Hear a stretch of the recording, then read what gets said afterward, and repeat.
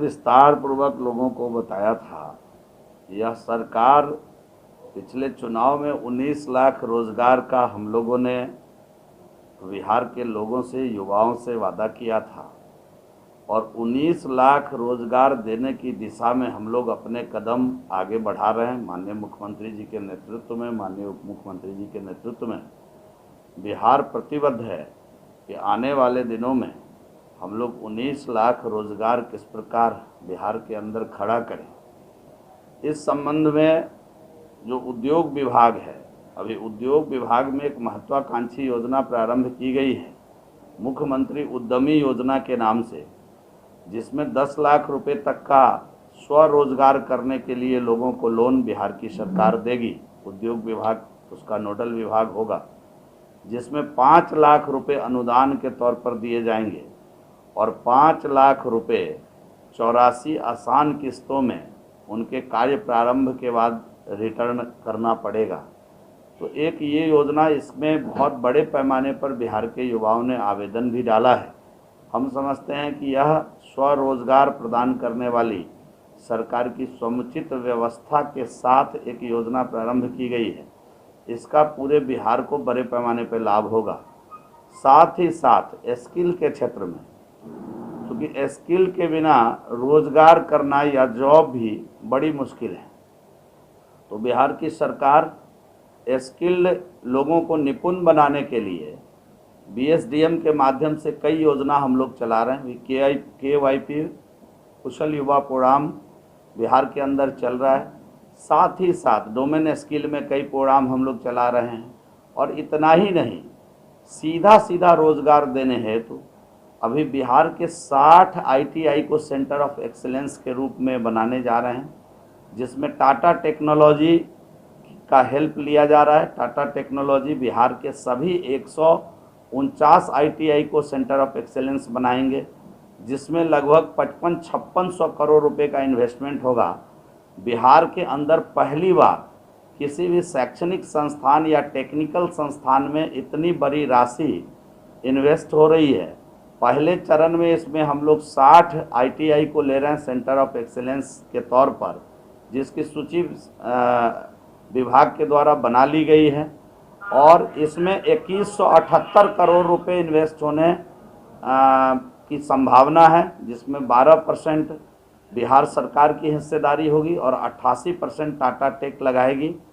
और साथ ही साथ जो 23 प्रकार के ट्रेड, इसमें नए ट्रेड हम बच्चों को पढ़ाएंगे, जिसमें अभी सीधा रोजगार की संभावना है, जैसे रोबोटिक है, 3D है, इसमें सीधा रोजगार की संभावना है। और इतना ही नहीं, बिहार की सरकार श्रम संसाधन विभाग आने वाले दिनों में आत्मनिर्भर बिहार के 7 निश्चय पार्ट 2 के तहत बिहार के सभी जिलों में हम मेगा स्किल सेंटर खोलने जा रहे हैं। प्रथम चरण में 3 जिला से इसको प्रारंभ किए हैं।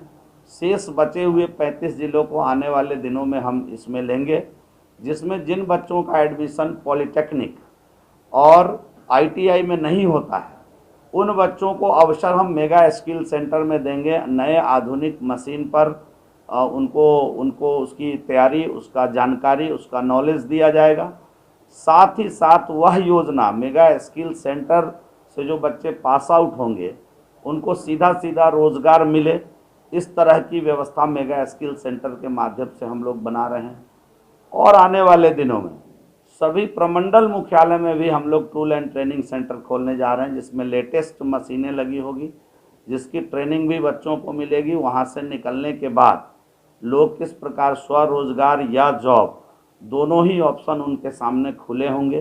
टूल एंड ट्रेनिंग सेंटर में हम अन्य MSME में काम करने वाले लोगों को भी अवसर देंगे कि मशीन की जानकारी लेनी हो, उस पर कुछ सीखना हो, तो उनको भी हम उस पर अवसर देंगे। इस प्रकार की तैयारी बड़े योजना के साथ बिहार की सरकार कर रही है। सबकी प्लानिंग हो रही है, अब हम काम करने में लग गए हैं।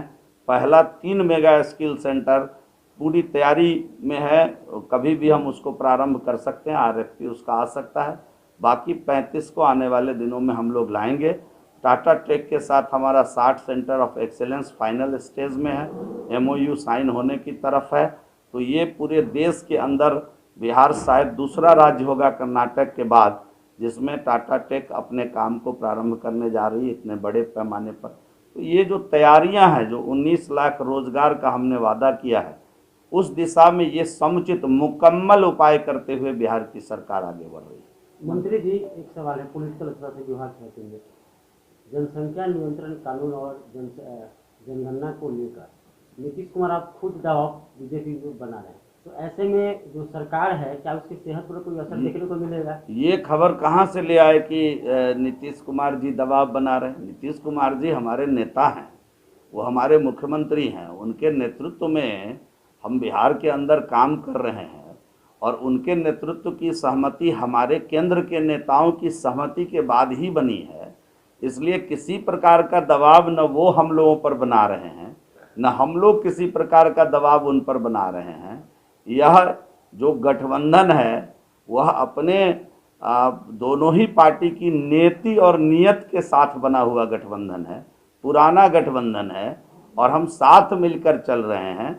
अलग अलग राजनीतिक दल अलग अलग एग्जिस्टेंस रखते हैं, कुछ मुद्दों पर उनका जो अपना विचार है वो अलग हो सकता है, लेकिन सरकार को मजबूती से चलाने के लिए, बिहार के विकास के लिए हम एक हैं। रोजगार की जातीय जनगणना की जो बात है उस पर दीजिए, जातीय जनगणना केंद्र सरकार का मैटर है और हम उम्मीद करते हैं कि केंद्र सरकार का आने वाले दिनों में जो भी निर्णय होगा वह देश के सभी राज्य माने। रोजगार का मसला है, जहाँ तक रोजगार के मसले में आपने विस्तार से जानकारी दी, लेकिन वहीं कुछ ऐसे भी लोग हैं जो रोजगार की मांग को लेकर के जब पटना में प्रदर्शन करते हैं और आपकी ही सरकार, एनडीए की सरकार ने पूर्व में जो वादा किया है उसी वादों के अनुकूल वो सरकार वादा पूरा नहीं करती है, उस पर लाठीचार्ज होता है। किसने कह दिया सरकार वादा नहीं पूरा करती है? आप पिछले, मैं आपको चुनौती देकर एक बात कहना चाहता हूं कि पिछले 5-7 सरकारों के कार्य को देख लीजिए और पिछले 5-7 सरकारों ने कितना नौकरी दिया उसको देख लीजिए और वर्तमान एनडीए की सरकार बिहार के अंदर कितना जॉब दिया इसको मिला लीजिए।